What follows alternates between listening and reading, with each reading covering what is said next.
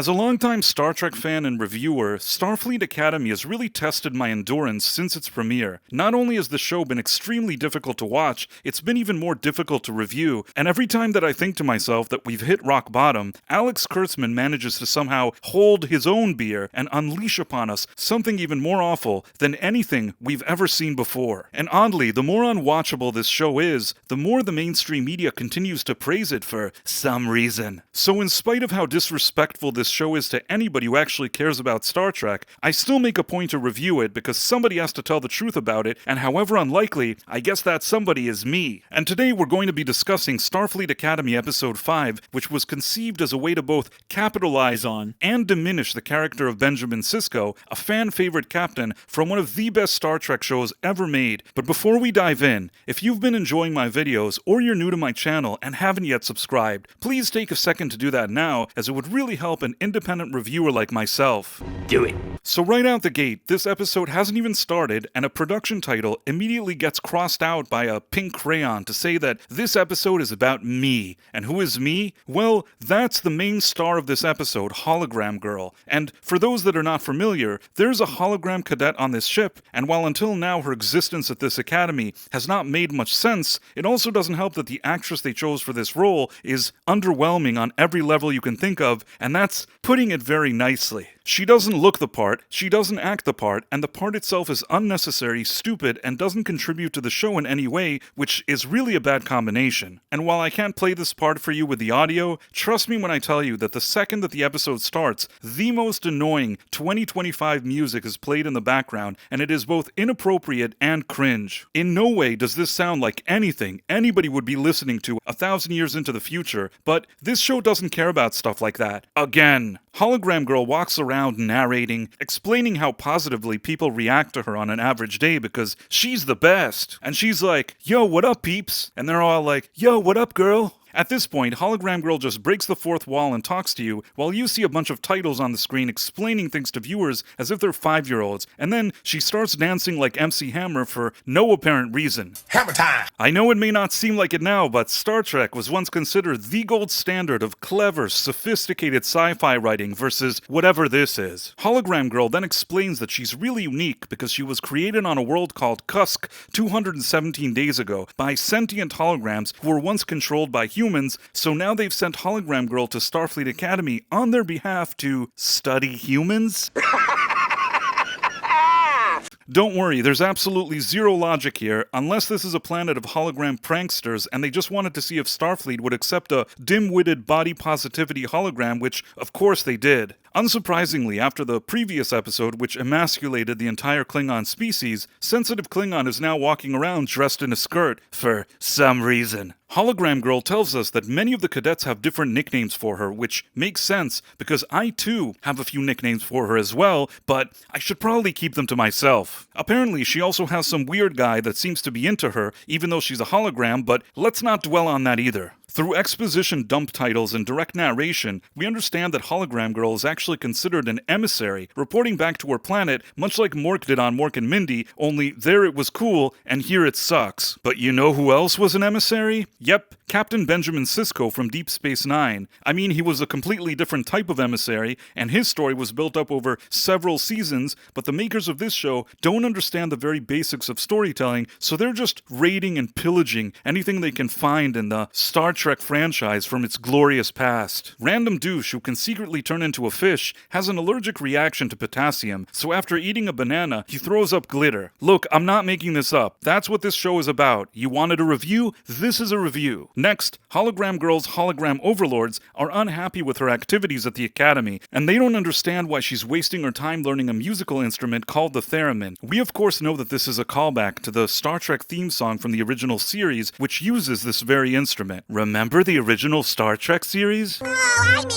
So now Random Douche is arguing with a few War College cadets about territory. Meanwhile, Sensitive Klingon, who's still wearing a skirt, seems to be very buddy-buddy with one of the War College students, which I completely predicted would happen in my review for Episode 3. Hologram Girl tells her superiors that organics, which I guess are solid humanoid type of species, have also something called desire, which causes their Johnson to become firm at times. And no, I'm not making this up. And there's even an arrow pointing at Caleb's Johnson, and just to be clear, I didn't make this arrow. It appears in the actual episode for real. Hologram Girl then asks Caleb and Betazoid Girl why they aren't doing naughty things together if they're interested in each other, and both tell her that it's complicated or something. But Hologram Girl's superiors aren't impressed with this information, so they tell her to take a course called Confronting the Unexplainable. So she goes to the classroom where this course takes place and sees information about Benjamin Sisko on different screens, calling him the emissary of the prophets. Now, for those of you who have watched Deep Space Nine, this is just an obvious, desperate attempt to exploit the success of that show, and with the way Deep Space Nine ended, with Sisko's fate sort of up in the air, this show shamelessly wants to piggyback on that to try and push its own stupid agenda in there along the way. Again. And the agenda here is very clear. Both Benjamin Sisko and Hologram Girl are emissaries, so they are in fact equals. And that's also why the show's writer said in a recent interview that this was a way for Sisko to give Hologram Girl the reins and pass the torch to her, because creating a new character with a brand new story and arc would have been just too difficult for this show's writers. Again. Next, the teacher of this course appears and tells Hologram Girl that it's too late to join the class for this semester, but Hologram Girl tells her that she needs to know everything about Sisko, so then the teacher tells her that Sisko was a renowned Starfleet captain, he ended the Dominion War where he saved billions of lives, and he also discovered late in life that he wasn't entirely human. So basically, she gives a Wikipedia-level recap of the events of Deep Space Nine, which on the surface seems respectful towards the Sisko character, but don't be fooled, because as we often see with modern-day entertainment, on Starfleet Academy, there's more than meets the eye. Again. Now, Hologram Girl is talking to her peeps, and she's like, yo, we gotta find out what happened to Benjamin Sisko, you feel me? And for some reason, she opens up a children's pop-up book about Sisko, because I suppose these are the type of textbooks that they use at the Starfleet Academy for the mentally challenged. Caleb tells her that Sisko is long gone and no longer alive, so she decides to interrupt Bajorans at the Academy while they're praying. And after they complain, she gets sent to Holly Hunter's office, where Hologram Girl explains that she wasn't trying to disrupt them during prayer, but rather just to collect info about Sisko and report to her superiors. So Holly Hunter tells Hologram Girl that there's something called the Cisco Museum in New Orleans. Then Holly Hunter goes to the War College Chancellor's room, where she catches him heating some kind of lagoon in the ocean. He then says that he needs to warm the ocean because some VIP is supposed to arrive soon, and that she has to park her eels in the ocean.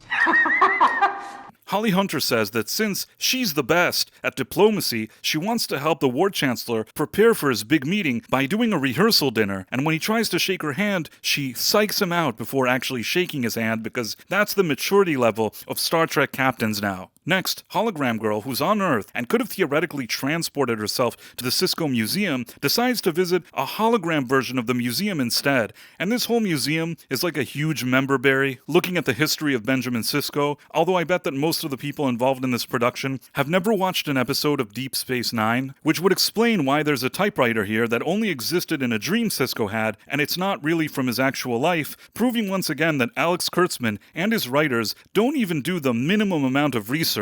Then Hologram Girl finds an orb at the museum and tries to talk to it, falsely telling it that she's just like Sisko, but then it turns out that the orb is actually a hologram because she didn't actually go to the real museum. Now, to be fair, I'm not actually sure why the museum would even have an orb, but let's not think about it. Then Hologram Girl sees the Sisko family tree, and as my friend Professor R2 has pointed out, they've deleted Sisko's child with Cassidy Yates from existence for some reason, only proving that they're not really honoring Sisko here at all, but rather just lazily using his character to peddle their own messaging, which we will continue to see throughout this episode. Next, we see original Deep Space Nine actor Cirroc Lofton reprising his role as Jake Sisko, or more accurately, some type of hologram of Jake, in an interview talking about how great his father was. So Hologram Girl finds the instructor and says that she's done every bit of research, but she still can't find out where Benjamin Sisko is. The instructor then tells Hologram Girl that Sisko's father had a restaurant where he cooked Creole food, which is why Sisko used to grow his own tomatoes, and then she eats a tomato herself. As a result, Hologram Girl uses the super secret Sisko family recipes to replicate his dishes for her friends. But if they were super secret recipes from his family and they were never published, how did Hologram Girl have access to them? Yeah, don't think about it. At this point, Caleb, who's the best hacker of all time, manages to hack into the Hologram Girl's programming, but rather than making her hot, smart, or both, he gives her purple hair. Then sensitive Klingon tells Hologram Girl that Jake Sisko once wrote a book about his father, but never published it. Then random douche randomly says that he knows of a bar where once Cisco got into a fist fight in San Francisco, so they all decide to go there. Hologram Girl's superiors then tell her that they're unhappy with her progress, and if she doesn't deliver results soon, they will pull her out of the academy. But Hologram Girl's like, nah, these peeps are fam, brah.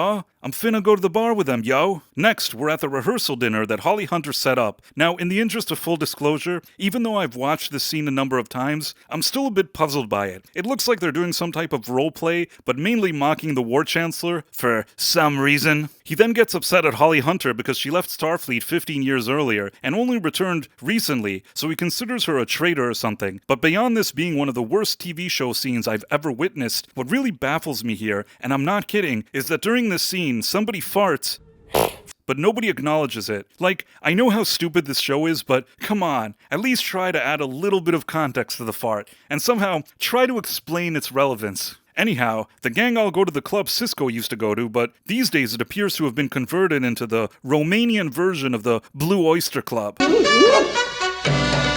And because Caleb is the best hacker of all time, again, he decides to reprogram Hologram Girl so that she could drink alcohol. Now, he initially offers to give her a program that'll be the equivalent to 1 shot, but instead she wants 12 shots, which causes her to get drunk. In addition, the War College kids are unhappy that Starfleet cadets showed up at the bar that they like to frequent, so they get into a confrontation. But just as things are heating up, the Jolly Green drag queen shows up and offers them beverages in an attempt to defuse the situation.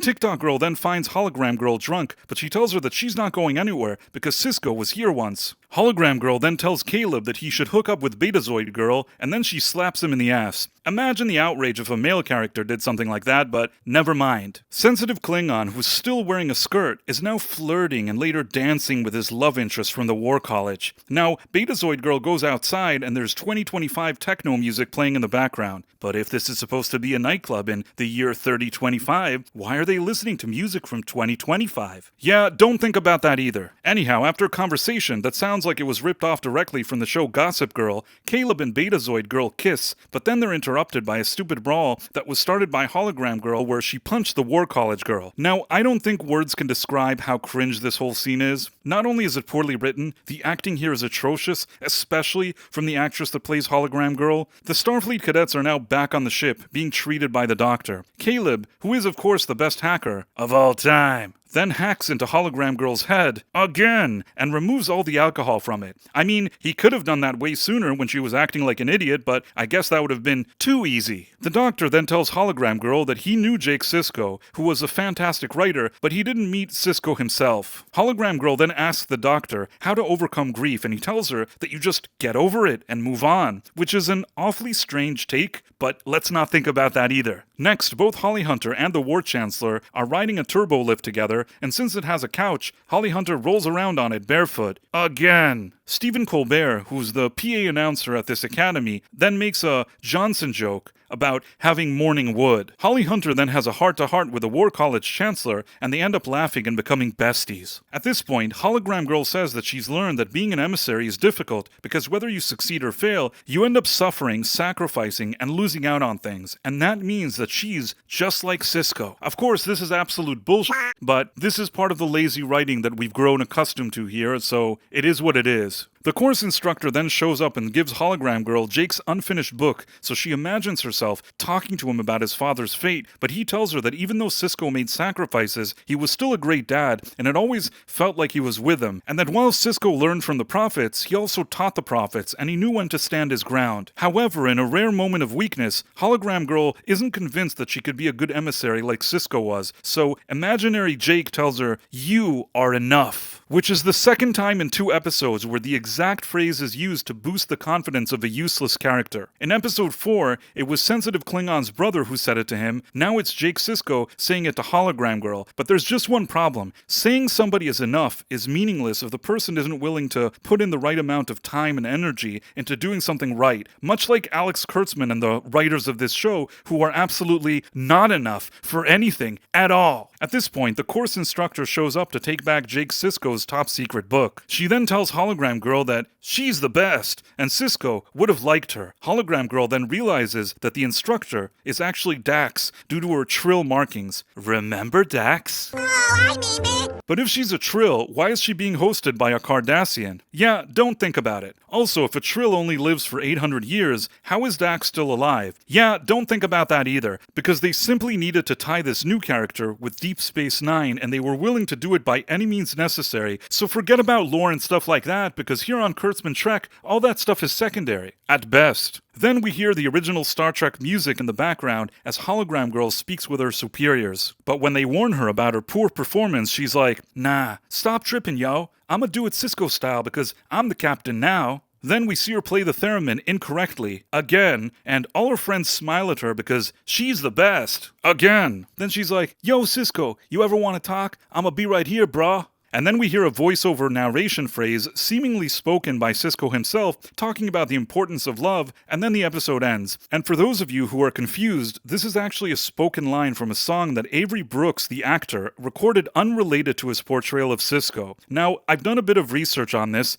and this is what I believe happened. Avery Brooks did not endorse this episode, and wanted nothing to do with it, but since it was a good payday for Sirach Lofton, who he sees as family since the days of DS9, Avery Brooks probably approved the licensing of this specific song, which includes one line of spoken poetry, as long as he himself never appears in the episode. That's why throughout the episode we never see Avery Brooks' image or likeness, and even though Kurtzman and his clowns desperately wanted to make it seem like Avery Brooks was somehow approving of this episode, which he pretty clearly wasn't, they even put a title at the end saying "Thanks, Avery," in an attempt to make this all seem more legit. But if you really pay attention to the fine print, it's not really legitimate at all. It's another poorly written, poorly executed, poorly acted, and poorly directed episode of what is absolutely one of the worst shows ever made. And even more so if you consider that each episode of this show has a budget of $10 million per episode. But if you appreciate how much I suffer to bring you this review, please make sure to like and subscribe, as it would really mean a lot to me. Thanks for watching, my friends. Thank you, and good day.